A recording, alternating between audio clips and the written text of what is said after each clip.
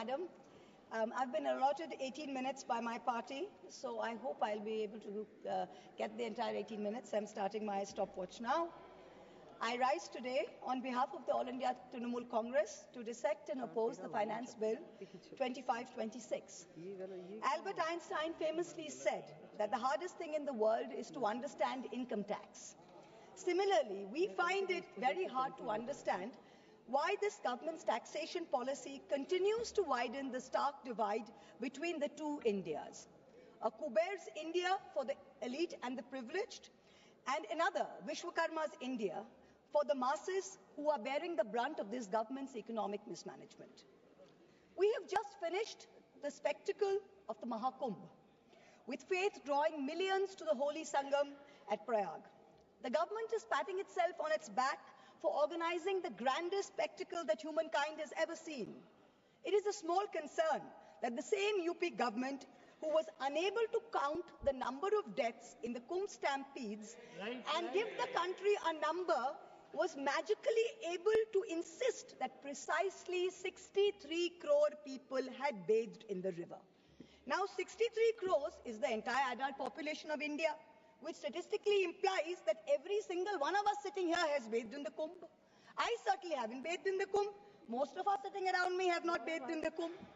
But this mirage continues. This great mirage is continuing.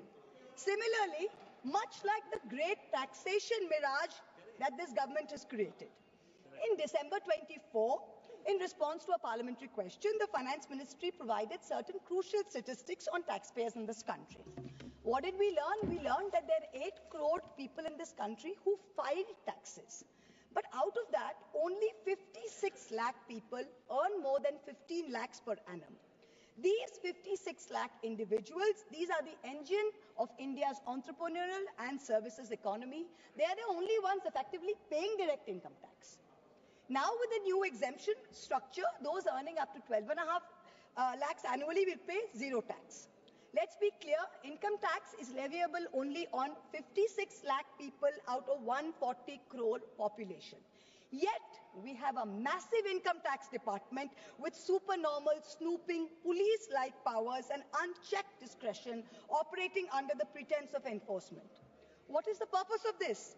The 56 lakh people at least have a graded tax system. But for the rest of India, Vishwakarma's India, there is no relief. For the 139 crore people in Vishwakarma's India, GST is the great equalizer, but in the most regressive way possible. In financial year 23-24, the government of India collected 20 lakh crores in GST, which comes to about 15,000 rupees per person.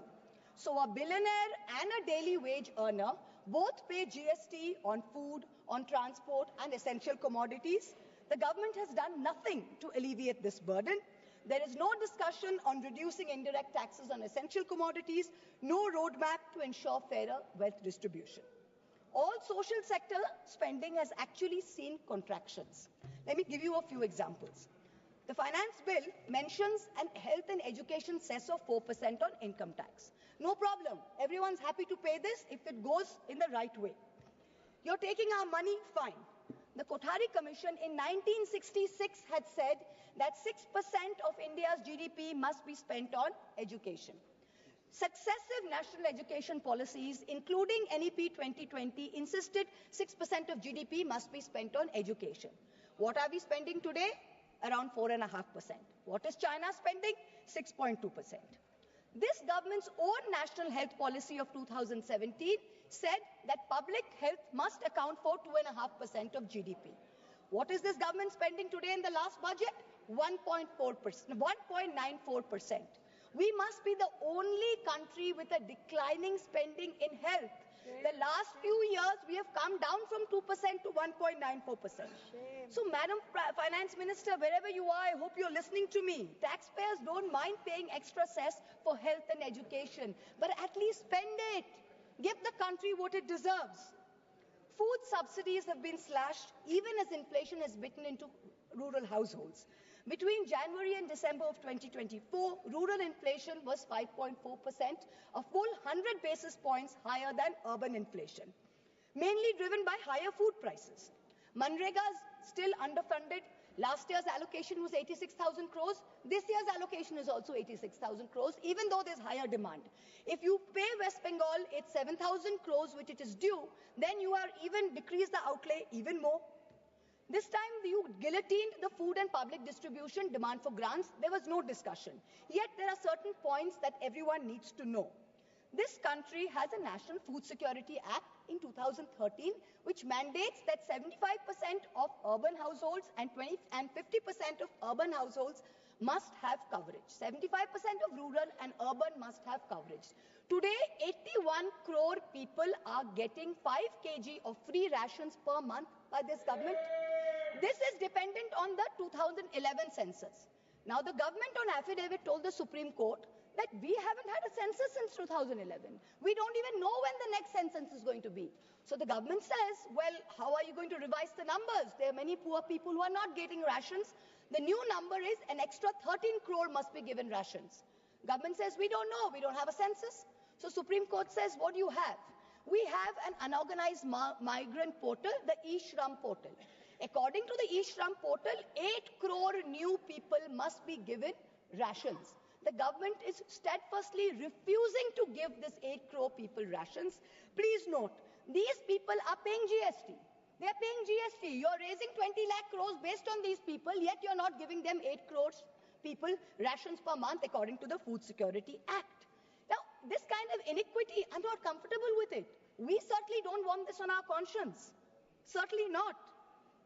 Now what we're talking about is that when you go to, you keep saying democracy, democracy, democracy. The Honorable Prime Minister is talking to podcasts all over the world talking about freedom to criticize and democracy and democratic processes. We welcome it.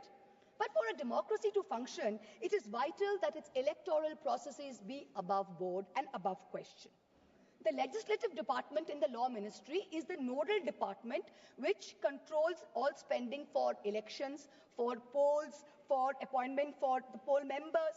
The Honorable Finance Minister this year allocated 300 crores for voter ID cards, allocated 600 crores for election expenses, allocated 19 crores for EVM machines. But here we have an election commission that is refusing to give 100% VVPAT paper trails. It is refusing to make 17C forms public. It is refusing to give us new additions and deletions to the voter list. It is refusing to explain how duplicate epic cards are being issued in Murshidabad and in Gujarat. So spend taxpayers' money, but use it in the right way. We need some answers.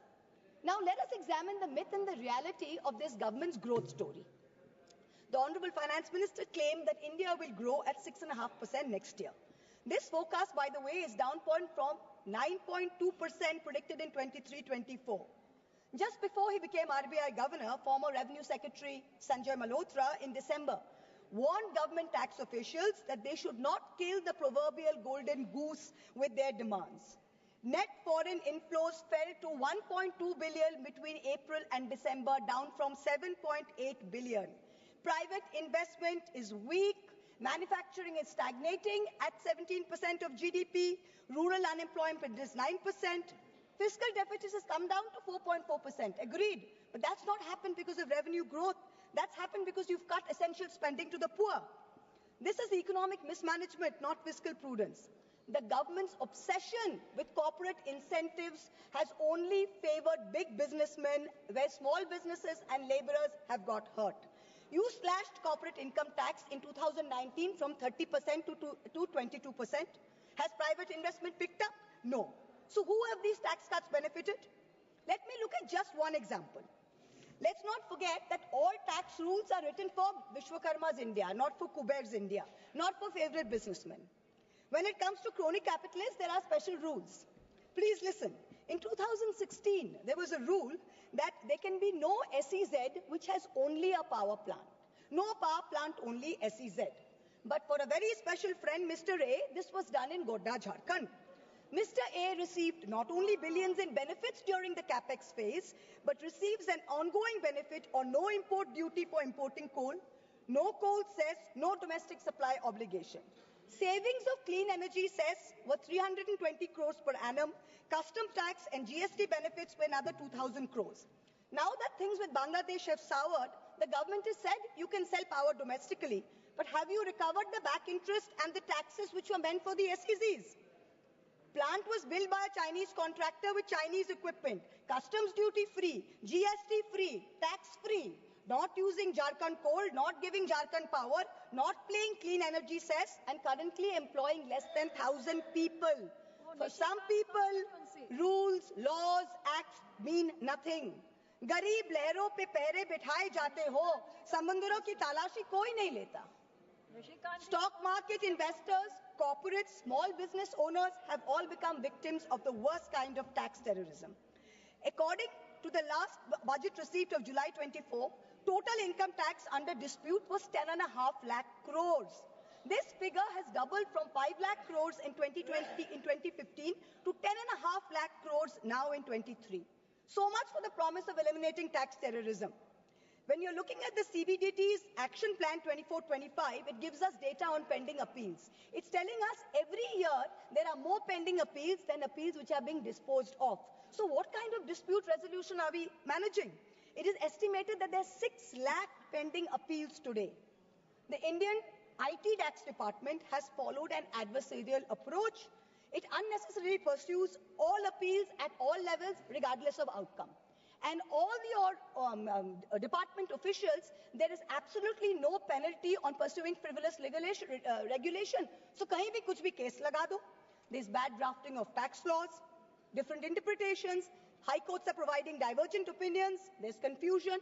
The judiciary simply cannot handle this mountain of pending appeals. More than 17.5 lakh Indians have acquired foreign citizenship of another country in the past decade. An estimated $21,300 millionaires left India in the past 3 years alone. तुमसे दूर जाने की ख्वाहिश नहीं, पर तुम्हारी शक की डर से बहुत डर लगता है. तुमसे दूर जाने की ख्वाहिश नहीं, पर तुम्हारी शक की नजर से बहुत डर लगता है. This is what people are telling this government. GST is a nightmare. You are having to wade through 100 different tax rates, including cesses. Multiple rates, ensuing confusion has facilitated an alarming GST evasion of 2 lakh crores, almost double the 1 lakh crore evasion that was there in fiscal year 2023. 18,000 fraudulent entries have been uncovered. Many more are likely. Senator Barry Goldwater, the Republican senator in the United States, famously said that the Income Tax Act has created more criminals than any other act of government. This is really proving true in India's case. Honorable Chairperson, the government's draconian taxation policies have turned our stock market into a breeding ground for tax uncertainty. Let's examine the facts. They're mind-boggling. 2004, capital gains tax eliminated, replaced by a 0.1% securities transaction tax. 2018, BJP government reintroducing 10% long-term capital gains tax. 2024, this long-term capital gains hiked to 12.5%. Short-term capital gains increased from 10% to 15% in 2018 to 20% in 2025.